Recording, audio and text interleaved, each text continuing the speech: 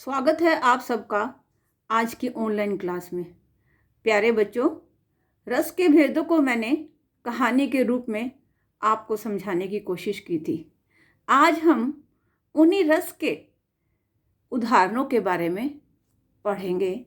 तो सबसे पहला रस है श्रृंगार रस, जिसका स्थायी भाव रति है। श्रृंगार शब्द दो शब्दों के मेल से बना है, श्रृंग प्लस में आर। श्रृंग का अर्थ होता है बच्चों काम उद्वेग, और आर का अर्थ है वृद्धि या प्राप्ति। काम उद्वेग की प्राप्ति या रति में वृद्धि ही इस रस का स्थायी भाव है। अब मैं आपको इसके आलंबन, अनुभाव, उद्दीपन और संचारी भाव के बारे में थोड़ा सा बताऊंगी। हालांकि ये एग्जाम में नहीं पूछा जाता। आलंबन इसका हुआ नायक और नायिका, और उद्दीपन एकांत स्थान, वन, उपवन आदि ये विभाव के ही दो भेद हैं। अनुभाव में व्यक्ति क्या करेगा? इसमें प्रेम की बातें करेगा, रोमांच का अनुभव करेगा, आलिंगन करेगा। और इसका संचारी भाव हुआ हर्ष, उन्माद, लज्जा, मोह आदि। और स्थायी भाव इसका हुआ रति। बच्चों, मैंने रस के अंक की एक अलग सी वीडियो बनाई थी। मैंने बड़े डिटेल में आपको इसके बारे में समझाया है। और एग्ज़ाम में आपसे सिर्फ यही पूछा जाएगा कि श्रृंगार रस का कोई उदाहरण दो, या किसी भी रस का उदाहरण पूछा जाएगा और उदाहरण पहचानने के लिए कहा जाएगा। अब देखिए इसका उदाहरण, धेनु दुहत अति ही रत बाढ़ी, एक धार दोहनी पहुंचावत, एक धार जहां प्यारी ठाड़ी। इसको समझाने से पहले मैं आपको बताना चाहूंगी कि श्रृंगार रस के दो पक्ष हैं, एक तो संयोग श्रृंगार और दूसरा वियोग। प्रेमी प्रेमिका या नायक नायिका के मिलन को संयोग श्रृंगार कहते हैं, और उनके विछोह को वियोग श्रृंगार कहा जाता है। तो यह संयोग श्रृंगार का उदाहरण है। इसमें सूरदास जी क्या बता रहे हैं कि भगवान कृष्ण का गाय को धोते हुए, गाय का दूध निकालते हुए उनका प्रेम और अधिक बढ़ जाता है। वह एक धार तो अपने बर्तन में डालते हैं, पहुंचाते हैं, और दूसरी धारा उधर की ओर मारते हैं जहां उनकी प्यारी राधा खड़ी हुई है। दूसरा उदाहरण देखिए बच्चों, सुप्रसिद्ध मीराबाई का उदाहरण, मेरे तो गिरधर गोपाल, दूसरों न कोई, जाके सिर मोर मुकुट, मेरो पति सोई। मीराबाई क्या कहती है? मेरा इस संसार में जो कुछ भी है, गिरी को धारण करने वाले भगवान कृष्ण गोपाल हैं। मेरा इस संसार में उनके सिवा दूसरा कोई नहीं है। जिसके सिर पर मोर का मुकुट है, वही मेरा पति है। श्रृंगार रस के संयोग पक्ष का उदाहरण। अब आते हैं वियोग पक्ष में। निसी दिन बरसत नयन हमारे, सदा रहती पावस ऋतु हम पर, जब ते शाम सिधारे। कह रहे कि रात दिन हमारे जो है नेत्र बरसते रहते हैं, और हमारे ऊपर पावस ऋतु की हमेशा कृपा बनी रहती है, जब से भगवान कृष्ण हमें छोड़ करके वृंदावन गए हैं।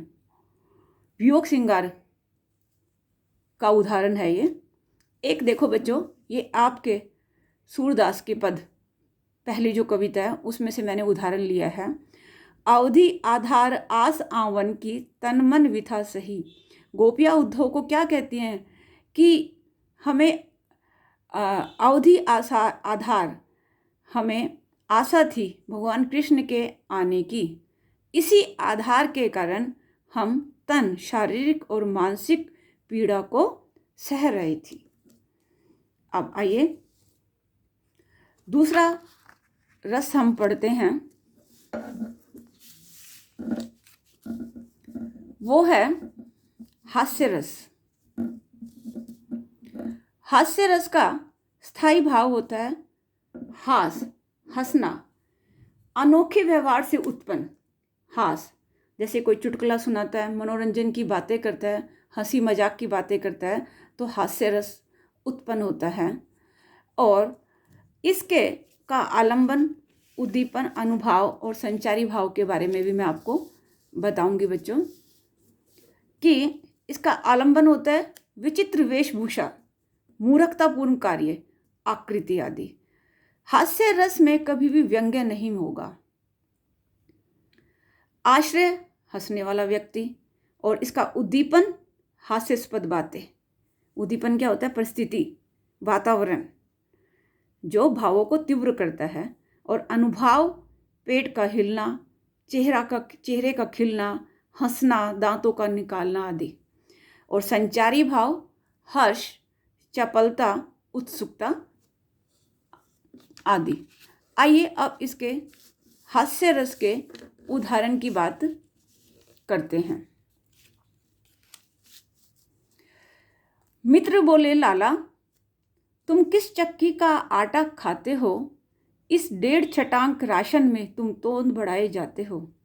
मित्र कहता है, हे लाला तुम कौन सी चक्की का आटा खाते हो कि सिर्फ 1.5 छटांक राशन ही लेते हो और तुम्हारी जो तोंद है, पेट है, दिन प्रतिदिन बढ़ रहा है। हास्य की बात, इसलिए हास्य रस।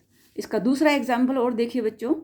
बुरे समय को देखकर गंजे तू क्यों रोए, किसी भी हालत में तेरा बाल न बांका होए। कि बुरे समय को देखकर हे गंजे तू क्यों रोता है? क्योंकि तेरा तो कोई बाल ही नहीं है, इसलिए तेरा कभी भी बाल बांका नहीं होगा, तू हमेशा सुरक्षित रहेगा। नेक्स्ट है बच्चों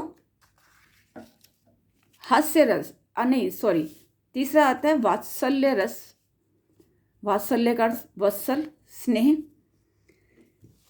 अपनी संतान या किसी भी छोटे बच्चों की क्रियाओं को देखकर उत्पन्न जो स्नेह होता है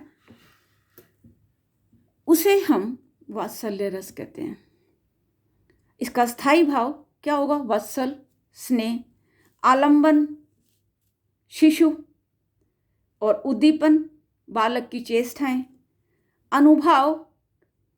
अनुभाव गोद में बच्चे को पकड़ेंगे हम, उसे चूमेंगे।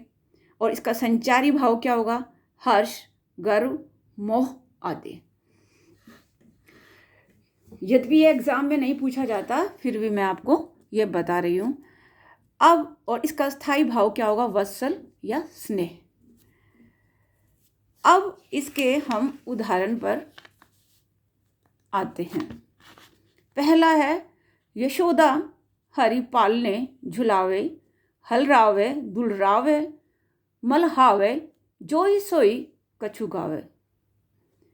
यशोदा माँ भगवान कृष्ण को पालने में झुला रही है, हिलाती है, दुलारती है और मल्हारती है। जो मन में आता है वह गाती रहती है। और बच्चों सुप्रसिद्ध सुभद्रा कुमारी चौहान की लिखी कविता, वो मैं अब आपको बताती हूँ, जो मेरी बहुत ही प्रिय है। सुभद्रा कुमारी चौहान ने अपनी बेटी के लिए लिखी है कि वो क्या कहती है कि मैं बचपन को अभी बुला ही रही थी कि मेरी बेटी मेरे सामने आकर खड़ी हुई। ऐसे लगा कि पूरा का पूरा वो जो नंदनवन है, मेरा घर नंदनवन से की तरह झूल गया। मिट्टी खा के आई थी और कुछ मुंह में और कुछ हाथ में लेकर के आई थी। मुझसे कहने लगी, माँ खाओ। यह देखकर मेरा हृदय खुशी से झूम उठा। मैंने कहा, बेटा तू ही खा।